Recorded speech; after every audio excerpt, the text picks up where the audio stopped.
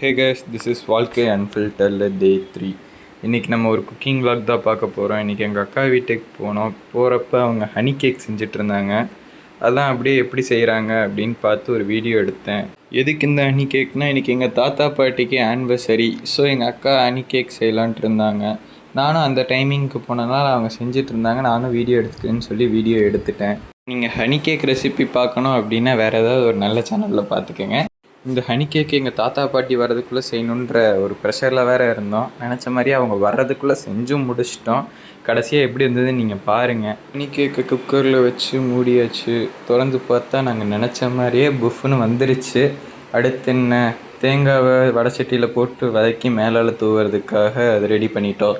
அப்புறம் சர்க்கரையை தண்ணி ஊற்றி சர்க்கரைப்பாகு ரெடி. அப்புறம் கேக்கை கத்தியை விட்டு சைடில் கிழிச்சு விட்டு கவுத்துனா ஹனி கேக் ரெடி. லைட்டாக மேலால் மட்டும் தீந்துருச்சு. அதை மட்டும் லைட்டாக கட் பண்ணி எடுத்துகிட்டு முன்னாடியே செஞ்சு வச்சுருந்த சுகர் சிரப் அதில் ஆட் பண்ணிவிட்டு கிசான் ஜாமியும் ஆட் பண்ணிவிட்டு அப்படியே வதக்கணும்ல தேங்காய், அதை அப்படியே மேலால் தூவி விட்டு தாத்தா பாட்டிக்கு கட் பண்ண கொடுத்தாச்சு. சூப்பராக இருந்துச்சு.